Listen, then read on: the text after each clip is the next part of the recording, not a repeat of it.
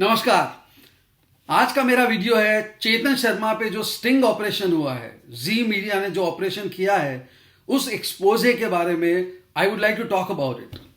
सबसे पहली बात, कंट्री में स्टिंग ऑपरेशंस पहले भी बहुत हुए हैं। स्टिंग ऑपरेशंस तब होते हैं जब एज एन इंडिविजुअल कोई सेलिब्रिटी या कोई इंपॉर्टेंट एंटिटी को रिकॉर्ड किया जाता है और उसे एक्सपोज किया जाता है विदाउट हिज और हर कंसेंट, और उसके रिजल्ट कई बार बहुत ज्यादा दूरगामी या लॉन्ग टर्म होते हैं, डेंजरस भी होते हैं स्टिंग ऑपरेशन। यहां मैं बात करना चाहूंगा तहलका.com, तहलका जो कंपनी थी, उसने जितने भी शुरू में स्टिंग ऑपरेशंस किए थे उन्होंने बहुत स्कैंडलाइज किया था इंडियन क्रिकेट को। उसके अलावा भी पॉलिटिकल सिस्टम में भी कई बड़ी बड़ी सेलिब्रिटीज का करियर खत्म हो गया था। बंगारू लक्ष्मण जो बीजेपी के प्रेसिडेंट थे उस समय, उन्हें रिश्वत लेते हुए दिखाया था स्टिंग ऑपरेशन में, उसके बाद उनका करियर खत्म हो गया था। मनोज प्रभाकर से लेके और उसके बाद फिक्सिंग के एलिगेशंस लगे इंडियन क्रिकेट में, तहलका ने उसको भी एक्सपोज किया था। और रवि शास्त्री के कमेंट उसके ऊपर, वो भी एक स्टिंग ऑपरेशन के द्वारा लोगों को पता पड़े थे। तो स्टिंग ऑपरेशंस बहुत होते आए हैं और मैंने आपको बताया कि डेंजरस भी होते हैं। अब ये जो स्टिंग ऑपरेशन है उसका कॉन्टेक्स्ट क्या है? सबसे पहली बात तो फ्रेंच टर्म एक है, noblesse oblige. The more noble you become in society the more responsible your deed should be. Chetan Sharma BCCI के चीफ सेलेक्टर हैं, एक बार जाने के बाद फिर आए हैं और इतनी बड़ी पोजीशन, इतना पावरफुल पोजीशन पे हैं वो। तो पहला स्ट्रेट अवे जो बात वो है कि उन्हें इतना ध्यान होना चाहिए कि पर्सनल और प्रोफेशनल लाइफ दोनों अलग होती हैं, और आप प्रोफेशनल लाइफ के कोड ऑफ कंडक्ट में सीक्रेसी और इंटेग्रिटी जो बहुत इंपॉर्टेंट एस्पेक्ट माना जाता है, उसे कैजुअल तरीके से पर्सनल लाइफ में किसी भी समय आप रिवील या डिस्क्लोज नहीं कर सकते, इवन इफ आपकी कॉन्वर्सेशन आपके फैमिली मेंबर से हो या आपकी एक्वेंटेंस से हो। यहां ऐसा लगता है कि थोड़ा बहुत चेतन शर्मा को इस बारे में शायद हिंट भी है कि क्या कॉन्वर्सेशन हो रही है या रिकॉर्ड हो रही है, बिकॉज बात के दौरान ऐसा लगता है कि वो जब बोल रहे हैं कि ये दिखाना चाहिए, वो नहीं दिखाना चाहिए, और कभी कभी ये भी लगता है कि उन्हें बिल्कुल भी नहीं पता।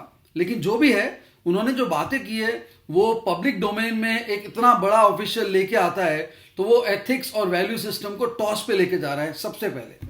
दूसरी बात, timing of the exposure. I think it's a very very well planned strategy by certain people who don't want to benefit Indian cricket at all.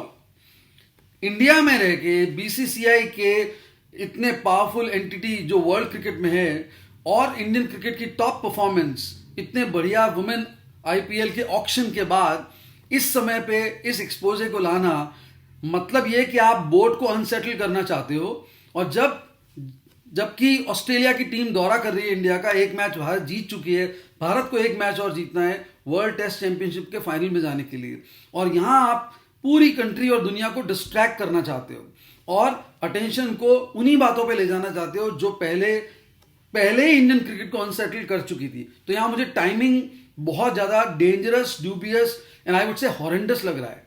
तीसरा, मीडिया का रोल। डेफिनेटली जी मीडिया का काम है स्टिंग ऑपरेशन करना, TRP बढ़ाना और brownie marks लेना, commercial success को लेना।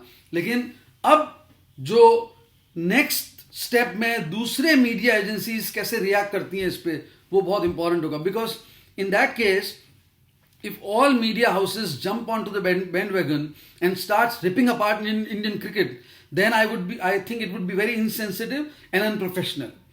But if they don't give heed to what Z Media has done, then I think they'll do a great service to the nation. लेकिन अब आप कह सकते हैं कि उस नेशन की सर्विस के लिए ही नहीं बैठे हैं, तो देखते हैं कि वो कैसे रिएक्ट करते हैं। बिकॉज इस केस में साफ लग रहा है कि कहीं ना कहीं बातों को इतना ज्यादा कॉन्कॉक्ट करने की कोशिश की जा रही है और वो इश्यूज लाए जा रहे हैं जो ऑलमोस्ट अब नहीं रहते, सिवाय एक या दो के। अब तीसरी बात है, कंटेंट क्या है इस कॉन्वर्सेशन का।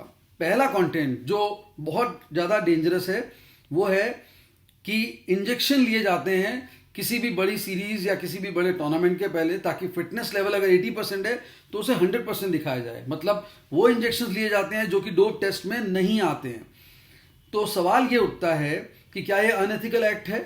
दूसरा सवाल ये होता है कि क्या डॉक्टर्स ने प्रिस्क्राइब किए हैं उनको। तीसरा ये कि एनसीए की नज़र में आते हैं नहीं। चौथा ये कि क्या ये इंजेक्शंस अलाउड हैं क्योंकि अगर डोप टेस्ट में नहीं आते तो क्या वो अलाउड हैं? तो ये सबजुडिस होगा, इन्वेस्टिगेशन का मामला होगा, इस पे कोई कंक्लूजन इतना जल्दी कोई ड्रॉ नहीं कर सकता। दूसरा कॉन्वर्सेशन का पार्ट है रिलेटेड टू जसप्रीत बुमराह। अगर आप पूरी कॉन्वर्सेशन को सुनेंगे तो आपको रियलाइज होगा कि इसमें न तो बीसीसीआई जसप्रीत बुमराह को बलि का बकरा बनाना चाह रही थी, ना जसप्रीत बुमराह चाहते थे कि वो अननेसेसरी टीम को स्पॉइल करें। सिर्फ ये बात थी कि इतना बड़ा प्लेयर है तो वो एनसीए से आया है, तो उसका फिटनेस टेस्ट के बाद जब उससे पूछा गया तो उसने कहा मैं खेलने को तैयार हूं।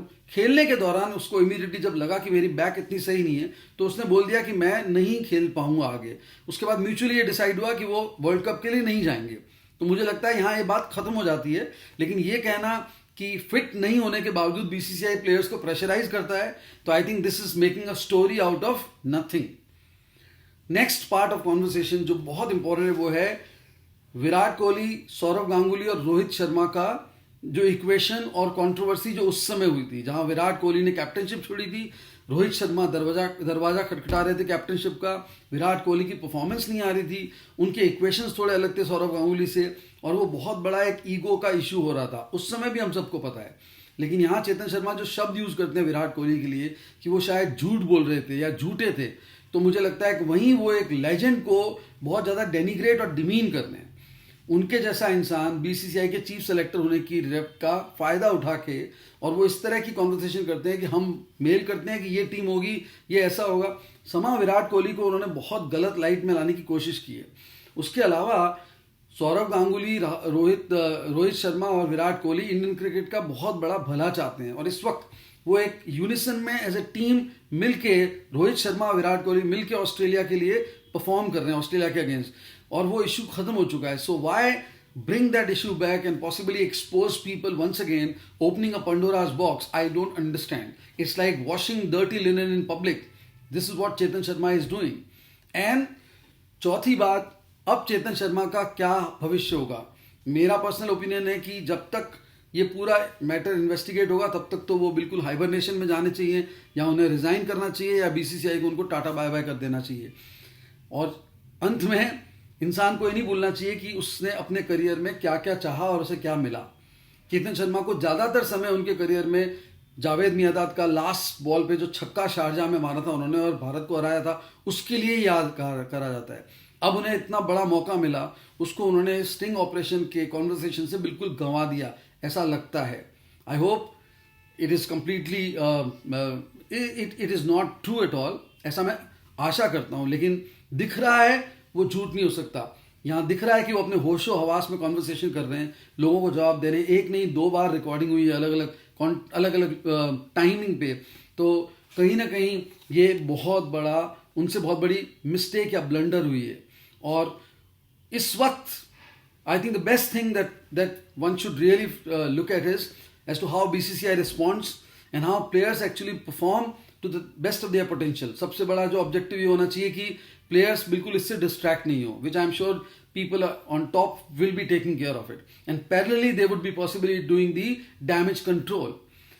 वर्ल्ड मीडिया इसको कैसे देखता है, ऑस्ट्रेलियन मीडिया, ब्रिटिश मीडिया, दूसरी कंट्रीज के जो मीडिया हाउसेज हैं, बिकॉज मुझे लगता है कि वो तो ऐसे मौकों की तलाश में होंगे, बिकॉज इंडिया इतना बड़ा पावर हाउस है क्रिकेट में कि उनको नीचे दिखाने के लिए कोई मौका छोड़ना नहीं चाहेंगे। तो हमारी कंट्री के मीडिया हाउस ने ही हमें एक्सपोज करने की कोशिश की है, विच आई बिलीव इज बिल्कुल नाकाम होगी वो, क्योंकि उसमें बहुत सब्सटेंस नहीं है। जहाँ गलती है वहाँ इन्वेस्टिगेशन करनी चाहिए। ये मेरा ओपिनियन है। आपको क्या लगता है इस बारे में? आपका ओपिनियन, आपके कमेंट बहुत अप्रिशिएटेड होंगे। अगर आपको मेरा वीडियो पसंद आता है तो उसे लाइक कीजिए और सब्सक्राइब कीजिए मेरे चैनल पे, और शेयर कीजिए इस वीडियो को। Thank you so much.